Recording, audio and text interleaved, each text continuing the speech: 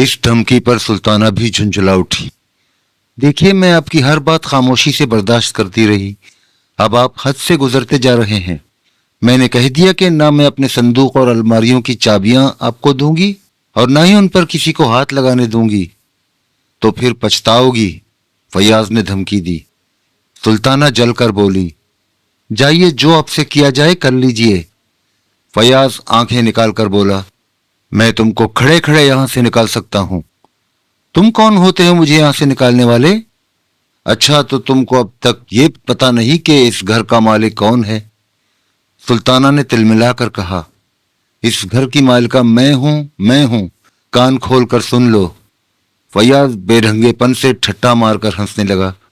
कहीं इस गुमान में भी न रहना, जिस वक्त चाहूंगा हाथ पकड़कर बाहर खड़ा कर दूंगा, भीख मांगती फिरोगी।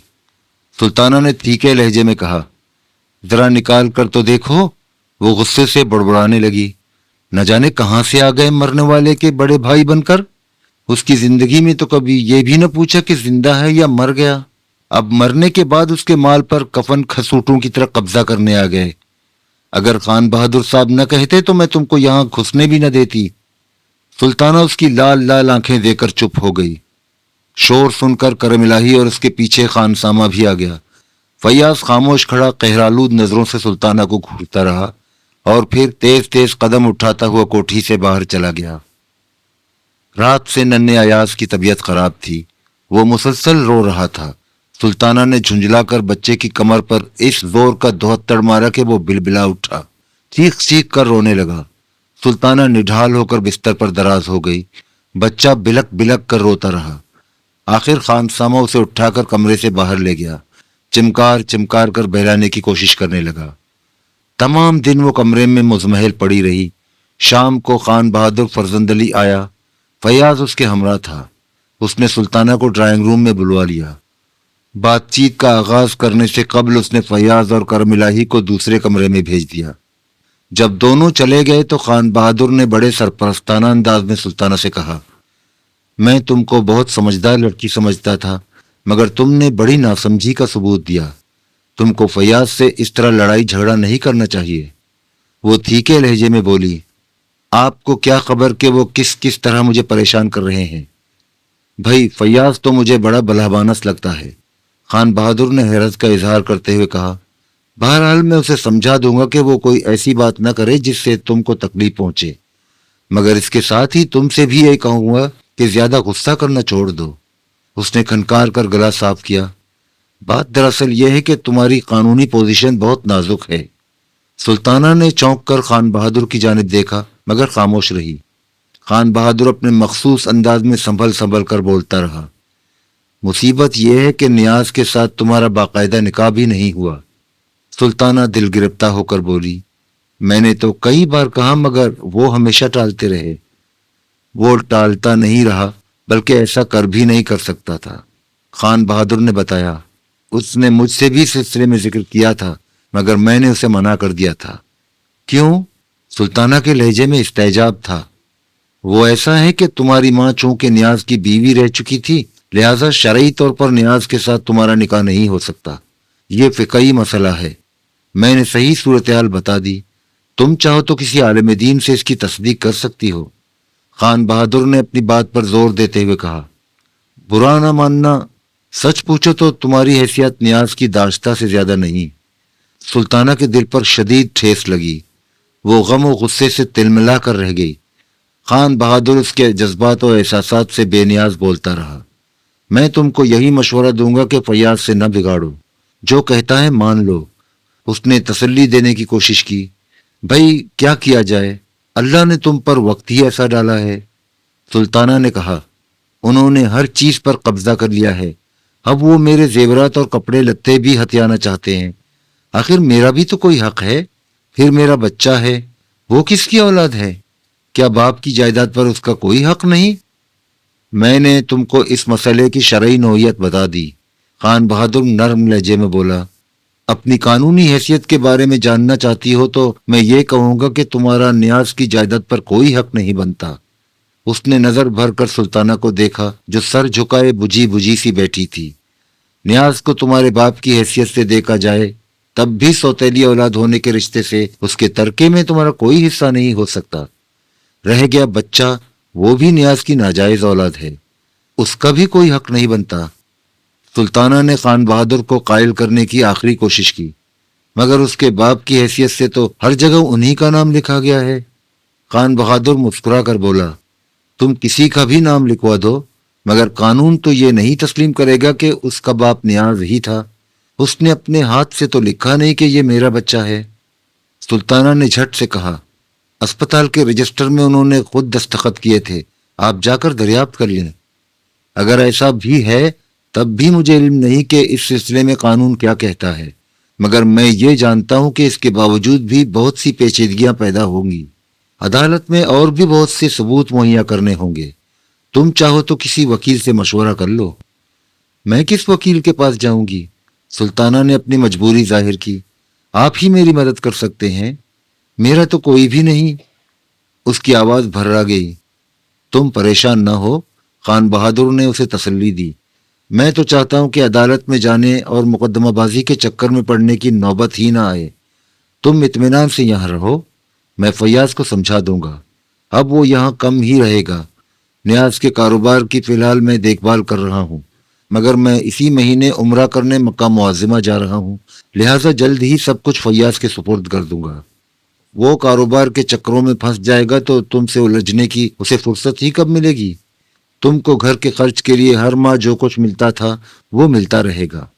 تم کنجیاں اور ضروری کاغذات فیاض کو دے دینا تاکہ بینک میں اور دوسری جگہ جو روپیہ پڑا ہے اسے نکال کر کاروبار چلایا جائے۔ مگر سلطانہ کنجیاں دینے پر رضامند نہیں ہوئی۔ خان بہادر نے زیادہ اصرار نہیں کیا، مسکرا کر گویا ہوا، تم فیاض سے بہت بدگمان معلوم ہوتی ہو۔ خیر اس کی بات چھوڑو، میں جو کچھ کہہ رہا ہوں اس پر 2-4 روز غور کر لو، پھر اطمینان سے جواب دینا۔ خان بہادر زیادہ دیر نہ ٹھہرا، اٹھ کر چلا گیا۔ سلطانہ کو خان بہادر کی باتوں سے قدر اطمینان ہو گیا۔ اس نے سوچا، اگر خان بہادر نے زیادہ اصرار کیا تو وہ تمام کنجیاں اور کاغذات اس کے ہاتھ میں دے دے گی۔ وہ اسے شریف اور معقول آدمی سمجھتی تھی، اسے یقین تھا کہ وہ جو کچھ کرے گا اس کی بہتری کے لیے کرے گا۔ سلطانہ بہت دیر تک انہی باتوں پر غور کرتی رہی۔ نامعلوم کتنی رات گزر چکی تھی۔ دفتن آہٹ سے سلطانہ کی آنکھ کھل گئی۔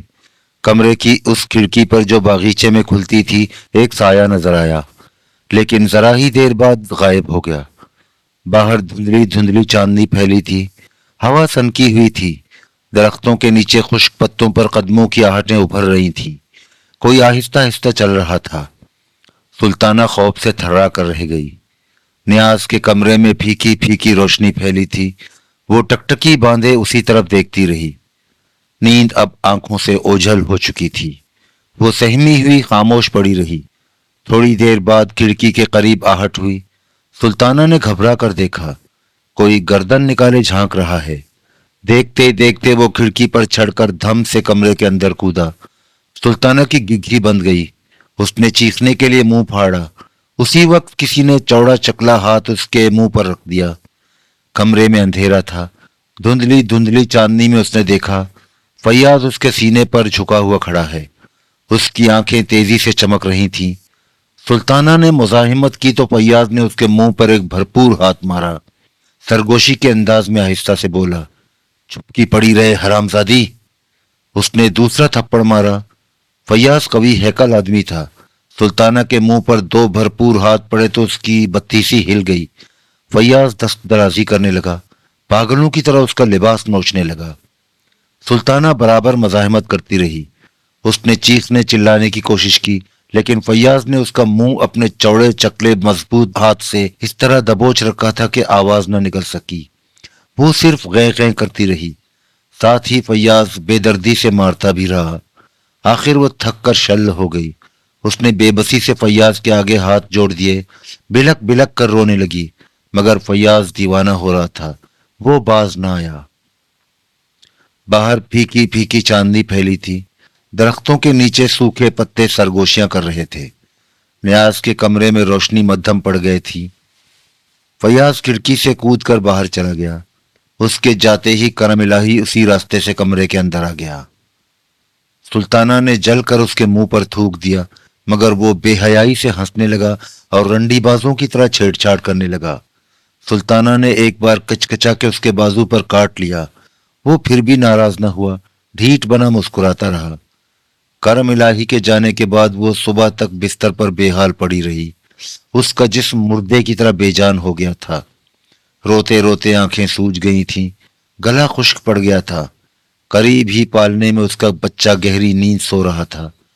बहुत देर बाद वो लड़खड़ाती हुई उठी, बच्चे को लम्हा भर तक झुककर देखती रही, फिर उसे सीने से लगाकर सिसकियां भरने लगी। बाहर सुबह का उजाला फैल रहा था। उसने कपकपाते हाथों से अपने बिखरे हुए बाल दुरुस्त किए और थकी हुई सी बिस्तर पर गिर पड़ी। उस रोज उसने नाश्ता भी कमरे में ही किया, दोपहर का खाना भी वहीं खाया। बरामदे में फैयाज और करमिलाही के जोर जोर से बोलने की आवाज आ रही थी। उनके सामने जाते हुए उसे शदीद जहनी कोफ्त महसूस हो रही थी। शाम होने से कुछ देर पहले दोनों कोठी से बाहर चले गए। अवल शब को बूढ़ा खानसामा घबराया हुआ सुल्ताना के पास आया। वो बड़ा खौफजदा मालूम हो रहा था। उसने चौकन्ना नजरों से इधर उधर देखकर राजदाराना लहजे में कहा, बेगम साहिबा, आप कोठी फौरन छोड़ दीजिए। ये दोनों नन्हे को कत्ल करने का प्रोग्राम बना रहे हैं। मैंने खुद अपने कानों से सुना है। सुल्ताना उस वक्त बच्चे को गोद में लिए बैठी थी। उसने झट से नन्हे अयाज को सीने से चिमटा लिया, घबरा कर बोली, या अल्लाह, क्या होने वाला है? तुम मुझे खान बहादुर के पास ले चलो। वो बोला, वही तो ये सब कुछ करा रहे हैं, आपको ये भी पता नहीं? इस इंकशाफ पर वो शशदर रह गई। यकीन ना आने के से अंदाज में बोली, नहीं खानसामा, वो इस कदर बेरहम नहीं हो सकते। आप कैसी बातें कर रहे हैं? किसी और ने नहीं, खुद करम इलाही ने मुझे बताया है। ये फयाज न्याज मियाँ का भाई वाई कहाँ है? खान बहादुर साहब ने खामखा का ढोंग रचाया है। ये तो जायदाद पर कब्जा करने का चक्कर है। वो बेबसी से बोली, तो अब तुम ही बताओ मैं क्या करूं? कहाँ जाऊं? किसके पास जाऊं? उसकी आवाज भर्रा गई। वो बिलक बिलक कर रोने लगी। बूढ़ा खानसामा जरा देर खामोश रहकर बोला, मेरा छोटा भाई इसी शहर में रहता है, आप मेरे साथ वहां चलें। मुझे भी इन लोगों से बहुत डर लगता है। करमिलाई मुझे कई बार धमकी दे चुका है। उसके खौफ से तो मैं आपके पास अब तक नहीं आया। खुदा कसम, मैं तो कब का यहां से काम छोड़कर चला जाता, मगर आपकी वजह से अब तक पड़ा हूं। दोनों आहिस्ता आहिस्ता बातें कर रहे कि अब क्या किया जाए। आखिर यही तय हुआ कि फौरन कोठी छोड़ दी जाए। ये मंसूबा बनाने के बाद सुल्ताना ने सोचा कि वो अपने जेवरात और कीमती कपड़े लेकर फयाज और करमिलाही के आने से कबल खानसामा के हमरा चली जाए। मगर जब उसने उस कमरे में जिसमें सारा कीमती सामान रखा था जाकर देखा तो उसकी आंखें फटी की फटी रह गईं। फयाज ने रातों रात सारे ट्रंक और सूटकेस कमरे से निकालकर गायब कर दिए थे। उसकी आंखों तले अंधेरा छा गया। वो देर तक दरवाजे का पिट पकड़े दिल गिरफ्ता खड़ी रही। खानसामा ने तसल्ली दी तो वो किसी कदर समझी। उस वक्त उसके पास कुछ ऊपर 100 रुपए थे। उसने एक सूटकेस में जरूरी सामान रखा और खानसामा को तांगा लाने के लिए भेज दिया। जरा देर बाद तांगा आ गया। सूटकेस और सामान उसमें रख दिया गया। सुल्ताना कोठी से बाहर जाने लगी तो अचानक उसने अपना इरादा बदल दिया। सोचा, कहाँ ठोकरे खाती फिरेगी, इससे तो यही अच्छा है कि कोठी में रहकर आने वाली मुसीबतों का मुकाबला करे। मगर उसे फौरन नन्हा अयाज याद आ गया। अब वही उसका सहारा रह गया था। वो उसकी जान खतरे में डालने के लिए किसी तरह भी तैयार न थी। उसने हसरत भरी नजरों से कोठी के दरो दीवार को देखा और आहिस्ता आहिस्ता चलती हुई बाहर सड़क पर आ गई। तांगे पर बैठकर एक बार फिर उसने कोठी को देखा। उसकी आंखें भर आईं। तांगा आगे रवाना हो गया। सलमान दफ्तर से देर में लौटा। उसने देखा फ्लैट के नीचे सड़क पर जाफरी की कार खड़ी है। सलमान को किसी कदर हैरत हुई, इसलिए कि जाफरी को अच्छी तरह इल्म था कि वो 6 बजे से पहले वापस नहीं आएगा। उसने खुद ही तो सलमान से 6 बजे शाम तक दफ्तर में काम करने के लिए कहा था, और जब ये बात थी तो उसकी गैरहाजिरी में वो यहाँ क्यों आया? जाफरी का मामूल था कि जब वो उसके फ्लैट पर आता था तो हमेशा दफ्तर से उसे अपने हमरा ले लेता। گزشتہ 4 ساڑھے 4 ماہ کے عرصے میں جب سے جعفری کی اس کے گھر میں آمد و رفت شروع ہوئی تھی، صرف ایک بار ایسا ہوا کہ جعفری اکیلا ہی آیا تھا، مگر آنے سے قبل اس نے سلمان کو بتا دیا تھا کہ وہ کس وقت اس کے فلیٹ پر پہنچے گا۔ سلمان نے نئی جھلکتی ہوئی کار غور سے دیکھی جو سڑک کے کنارے راج ہنس کی طرح پر پھیلائے کھڑی تھی۔ بلڈنگ کے دریچوں سے 2 نوجوان عیسائی لڑکیاں جھک جھک کر کار کو دیکھ رہی تھیں۔ سلمان نے سوچا، جھلکتی ہوئی شاندار کار دروازے پر کھڑی ہو تو لڑکیوں پر روب تو خوب پڑتا ہے۔ اس نے غور کیا کہ دونوں لڑکیاں اسے دیکھ کر مسکرائی بھی تھی۔ سلمان نے اپنی ٹائی کی گرہ درست کی، انگلیوں سے سر کے بالوں میں کنگھی کی اور گردن اونچی کر کے زینے کی سیڑھیاں چڑھنے لگا۔ کمرے میں جا کر اس نے دیکھا جعفری صوفے کی پشت پر گردن ٹکائے، ٹانگوں کو بے تکلفی سے پھیلائے اطمینان سے سگریٹ پی رہا تھا۔ اس وقت وہ ہلکا سلیٹی سوٹ پہنے تھا، ٹائی شوخ رنگ کی تھی۔ قریب ہی دوسرے صوفے پر رخشندہ بیٹھی تھی، سامنے میز پر ابھی تک چائے کے برتن بکھرے ہوئے تھے۔ دونوں فلموں کے بارے میں آہستہ آہستہ باتیں کر رہے تھے۔ سلمان کو دیکھتے ہی جعفری نے زوردار نعرہ لگایا، ہیلو سولمن، میرا خیال ہے تمہیں اتنی دیر نہیں ہونی چاہیے تھی۔ اس نے کلائی پر بندھی ہوئی گھڑی دیکھی، میں 37 منٹ 18 سیکنڈ سے تمہارا انتظار کر رہا ہوں۔ سخت بوریت میں مبتلا رہتا اگر مسز سولمن میری مدد کو نہ آتی۔ تمہیں میری طرف سے پہلے ان کا شکریہ ادا کرنا چاہیے۔ جعفری نے قہقہا لگایا۔ وہ اس وقت بڑی بے تکلفی سے باتیں کر رہا تھا۔ اس نے سلمان کو کچھ کہنے کا موقع ہی نہیں دیا۔ اس کا ہاتھ پکڑ کر قریب بٹھاتے ہوئے بولا، تم تھکے ہوئے معلوم ہو رہے ہو، میرا خیال ہے تمہیں فوراً ایک گرم گرم پیالہ چائے کا پینا چاہیے۔ چائے بہت خوش ذائقہ ہے۔ کیا تم آج کل اورنج پیکو استعمال کر رہے ہو؟ یقیناً وہی ہے، اس کی مہک مجھے دھوکہ نہیں دے سکتی۔ وہ بڑی روانی سے بولتا رہا۔ رخشندہ نے چائے بنا کر دی۔ سلمان آہستہ آہستہ چائے پینے لگا۔ چائے ٹھنڈی پڑ چکی تھی، نہ اس میں اورنج پیکو کی مہک تھی اور نہ خوش ذائقہ تھی۔ جعفری پر اس روز باتیں کرنے کا دورہ پڑا تھا۔ وہ بے تکان بول رہا تھا اور بے تکلفی سے زوردار قہقہے لگا رہا تھا۔ رات کا کھانا بھی اس نے سلمان کے ساتھ ہی کھایا۔ کھانے سے فارغ ہونے کے بعد کلپٹن جانے کا پروگرام بنا۔ رات کے 9 بجے تھے۔ روپہلی چاندنی چھٹکی ہوئی تھی، ہوا ٹھیکی تھی۔ رخشندہ بھی ان کے ساتھ تھی۔ وہ بڑی مسرور نظر آ رہی تھی، بچوں کی طرح ہنس ہنس کر سادگی سے اپنی مسرت کا اظہار کر رہی تھی۔ کھلی گاڑی میں اس وقت بیٹھنا بڑا خوشگوار لگ رہا تھا۔ فیئر گارڈن کے سامنے سے گزر کر جب وہ کلپٹن جانے والی سڑک پر آ گئے تو راستہ اور بھی دل فریب ہو گیا۔ سڑک پر حد نگاہ تک 2 روبیہ روشنیوں کی قطار چلی گئی تھی۔ سمندر کے کنارے پہنچے تو فضا اور بھی زیادہ حسین ہو گئی۔ چاندنی دور تک بکھری ہوئی ریت پر افشاں کی طرح جھلملا رہی تھی۔ سمندر کی لہریں شور کرتی ہوئی اٹھتی اور ساحل پر دور تک بکھر جاتی۔ تینوں ریت کے ایک ٹیلے پر جا کر بیٹھ گئے اور لہروں کا اتار و چڑھاؤ دیکھنے لگے۔ ٹھیک اس مقام پر جہاں سمندر اور آسمان کی سرحدیں مل رہی تھیں، چند کشتیاں آبی پرندوں کی طرح اپنے سفید سفید بادبان لہرا رہی تھیں۔ فضا بڑی سہانی تھی اور اس سہانی فضا میں جعفری کی موجودگی پرلطف معلوم ہو رہی تھی۔ وہ ہلکے پھلکے مزیدار لطیفے سنا کر خود بھی ہنس رہا تھا اور ان دونوں کو بھی ہنسا رہا تھا۔ تینوں کلپٹن سے واپس ہوئے تو رات ڈھل چکی تھی۔ سڑکیں شبنم سے بھیگی ہوئی تھیں۔ رخشندہ کا جسم سرد ہوا سے کپ کپا رہا تھا۔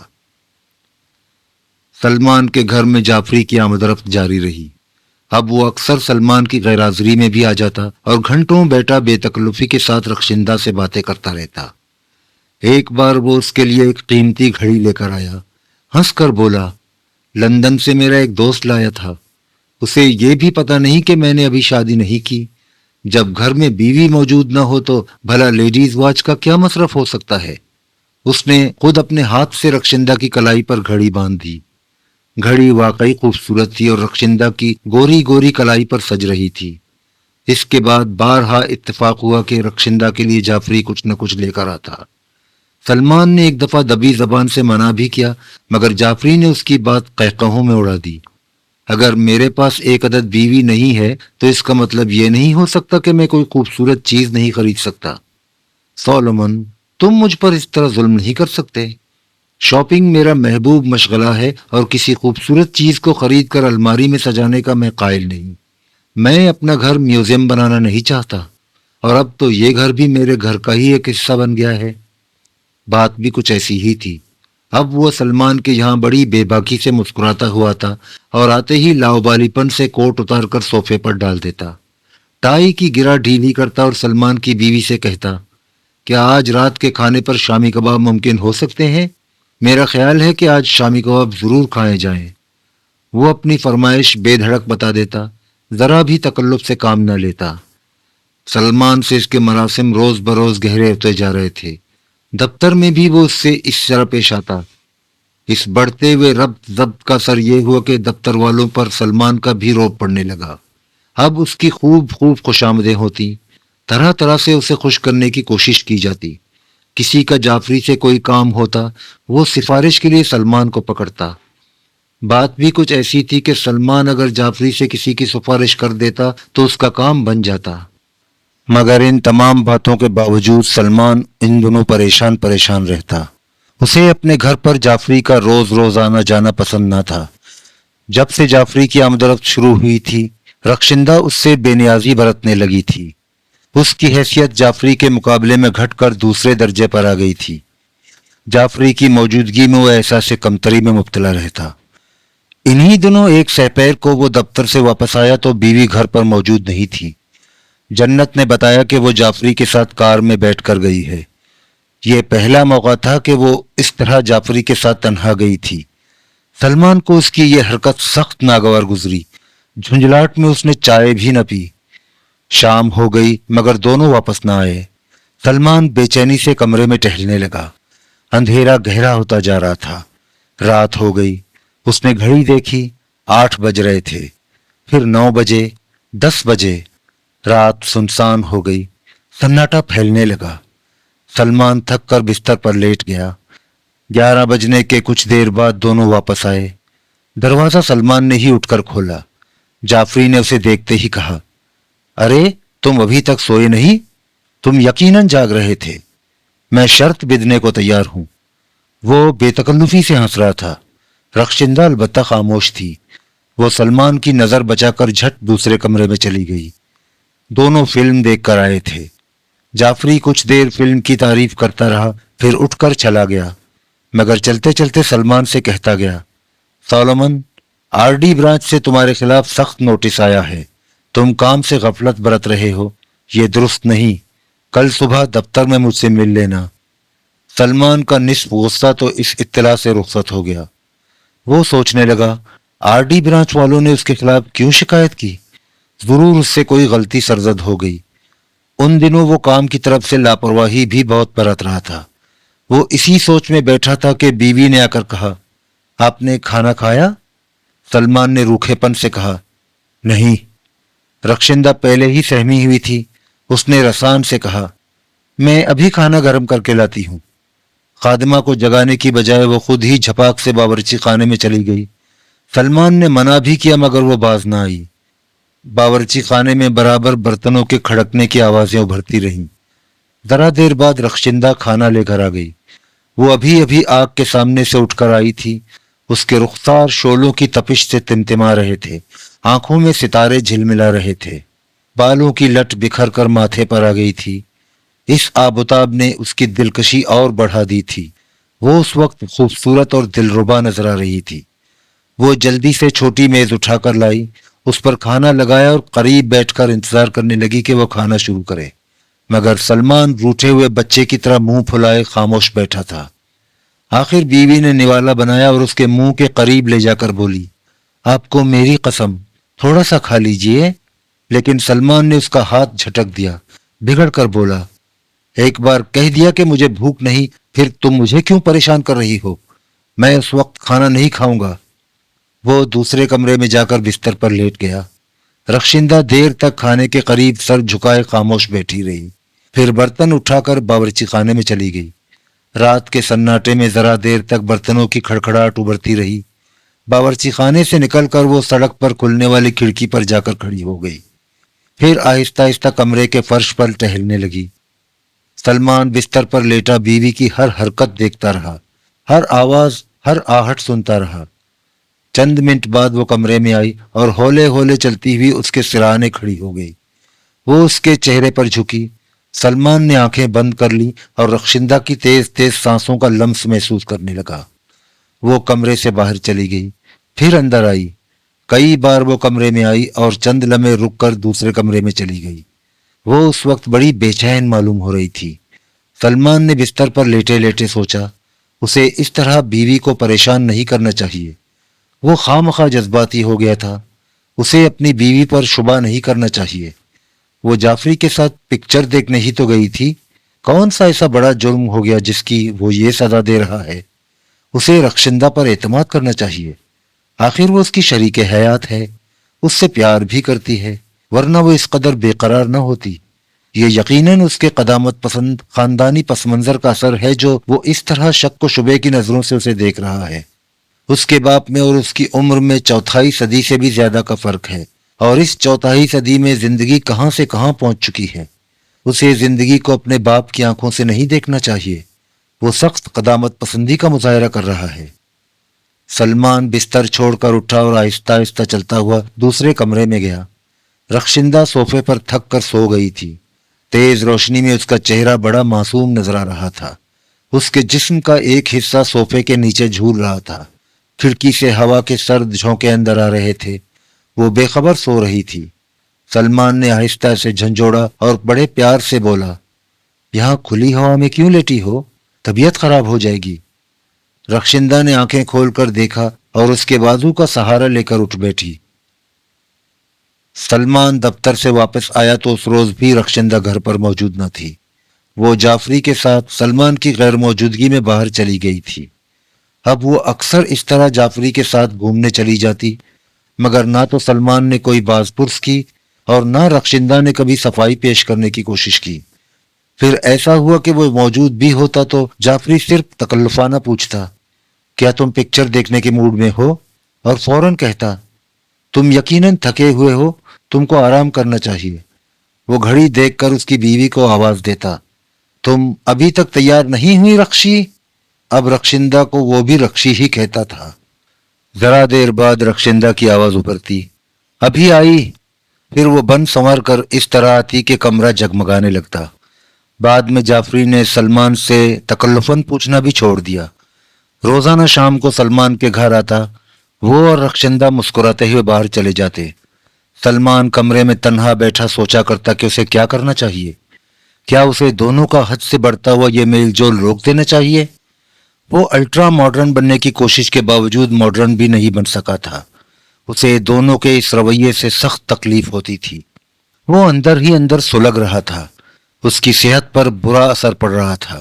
اس نے بارہا سوچا کہ اسے ضرور کچھ نہ کچھ کرنا چاہیے، ورنہ یہ مستقل آزار بن جائے گا۔ ایک روز اس نے سنجیدگی سے طے کیا کہ جعفری کی آمد و رفت بند کر دینا چاہیے، لیکن اس طرح جعفری کے ناراض ہو جانے کا خدشہ تھا اور جعفری کی ناراضگی سے ملازمت خطرے میں پڑ جاتی، لہٰذا ایسا قدم اٹھانے سے پیشتر دوسری ملازمت تلاش کر لینا ضروری تھا۔ چنانچہ اس نے ملازمت کی دوڑ دھوپ شروع کر دی، مگر کئی ہفتوں کی دوڑ دھوپ کے بعد اسے 500 کے بجائے 200 روپے کی بھی نوکری نہ ملی۔ چچا سسر اس دنیا میں نہیں رہا تھا جس کی سفارش اور اثر و رسوخ سے نئی ملازمت مل جاتی۔ چچا سسر اس کی شادی کے کچھ عرصے بعد ہی اللہ کو پیارا ہو گیا تھا۔ دوسری ملازمت نہ ملی، لہٰذا وہ جعفری کو ناراض کرنے کی جرات نہ کر سکا۔ سلمان نے سوچا کہ اب ایک ہی طریقہ ہے، اور وہ یہ ہے کہ رخشندہ کو جعفری کے ساتھ تنہا نہ جانے دے، خود بھی اس کے ہمراہ جایا کرے۔ اس طرح اس تکلیف سے تو بچ جائے گا جو ان دونوں کے جانے کے بعد محسوس کرتا تھا۔ چنانچہ ایک روز جب دونوں باہر جانے لگے تو سلمان بھی ان کے ہمراہ چلا گیا، مگر اس روز اور بھی زیادہ اذیت پہنچی۔ شام کی چائے انہوں نے شیزان میں پی۔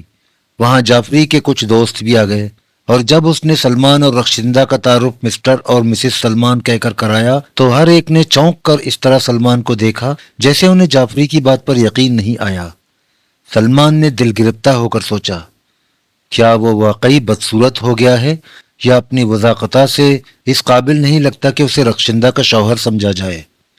جعفری نے اپنے ایک دوست سے اس کا تعارف کرایا تو وہ مسکرا کر بولا، تو گویا آپ ہیں مسٹر سلمان؟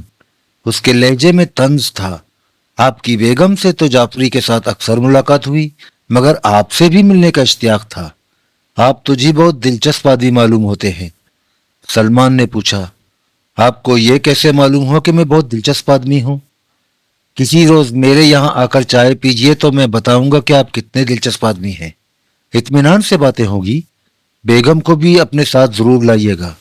اس نے گھر کا ٹیلی فون نمبر اور گھر کا پتہ بتایا۔ وہ وزارت صنعت و تجارت میں ڈپٹی سیکریٹری تھا۔ تو آپ کب آ رہے ہیں؟ ٹیلی فون کر لیجئے گا، میں اپنی کار بھیج دوں گا۔ سلمان اس کا منہ دیکھتا رہ گیا۔ اس نے جھنجھلا کر دل ہی دل میں کہا، یہ سالہ رشوت کی کمائی پر پلا ہوا مستنڈا ایم اے نواز کیا مجھے بھڑوا سمجھ رہا ہے، یا محض الو کا پٹھا جو اس طرح رخشندہ کو اپنی کوٹھی پر لانے کے لیے مجھ سے بے باکی سے بات کر رہا ہے؟ اس کا جی چاہا کہ نواز کے منہ پر کس کے ایسا تپڑ رسید کرے کہ عقل ٹھکانے آ جائے۔ جعفری فوراً بھانپ گیا کہ سلمان کو نواز کی بات ناگوار گزری۔ مسکرا کر بولا، نواز میرا مشورہ ہے کہ تم ڈیل کارنیگی کو ضرور پڑھو۔ میری مراد اس کی کتاب ہاؤ ٹو ون فرینڈ سے ہے۔